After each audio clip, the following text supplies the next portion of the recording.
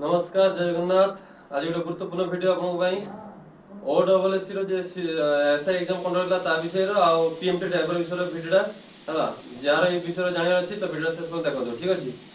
ओडब्ल्यूएससी जे SI exam मिला से exam ता कैंसिल हो जाईछि तार डेट म आपन कहि दउछि। ए देखते ओडब्ल्यूएससी रो एग्जाम कैंसिल होइला 27 हेता 27 4 हेता ना 27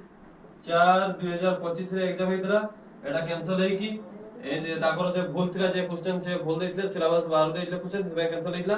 जण आपन कैंसिल हेइछि आ तार एग्जाम डेट भी आसी 2 मास आपन टाइम देछि आपन भल से पढि के एग्जाम दियंतु 6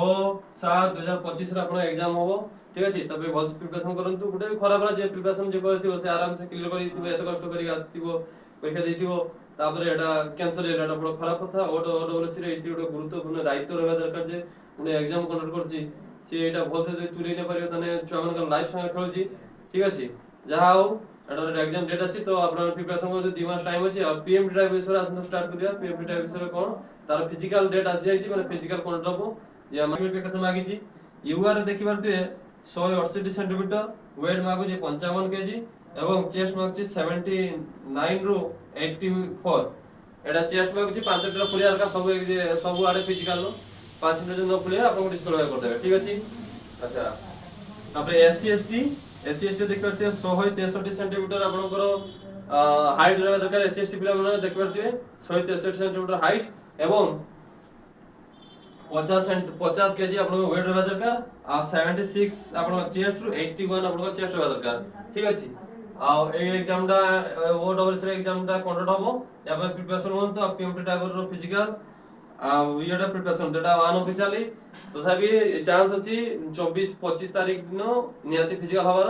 देखि पारते आ हो जे मु ग्राउंड आपन कहि जे ग्राउंड डिटेल्स ता केडी फिजिकल हबो ओडिसा रो जो ग्राउंड गुला अछि एटे हमरो इठी बालेश्वर रो गुटे ग्राउंड अछि बालेश्वर पुलिस लाइन पडिया रे बालेश्वर पिला मन को पई हला बालेश्वर पुलिस लाइन पडिया रे पीएमटी ड्राइवर रो फिजिकल हबो तापर देखि पारते सब जाके के जायगा फिजिकल अवस्था हम डिटेल्स कहूची प्रथम जानो यार फिजिकल इवेंट के जान नंतु। अच्छा पीएमटी ड्राइवर देख पारते फिजिकल हबो 16 24 5 2025 रु 25 5 2025 हला यार रनिंग जो अछि 1600 मीटर रनिंग 7 मिनिट आराम से 1600 मीटर 7 मिनिट रे 1600 मीटर एते टाइम दे 7 मिनिट आराम से दिन आपण एटे नो क्लियर कर परबे ताने आपण भाग्य वाला बाकू जे सब फिजिकल हबो 6.5 मिनिट टाइम आसीओ कि 6 मिनिट भितरे ठीक अछि। तो 1600 मीटर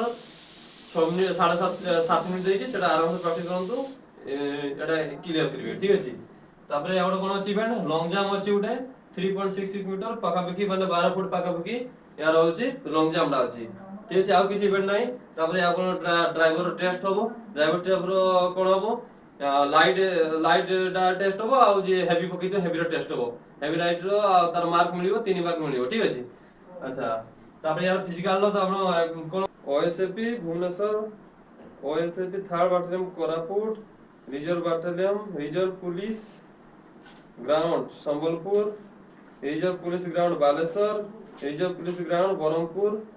ए सब डेट रो ए सब ए जायगा रो फिजिकल हबो ठीक अछि। तो वीडियोटा आपन इन्फॉर्मेशन लागले टे लाइक करिवे आ जर किछि डाउट अछि तारा कमेंट करिवे आपन को कमेंट रो आंसर निहात दिया जिवो। रहउछि नमस्कार जय जगन्नाथ।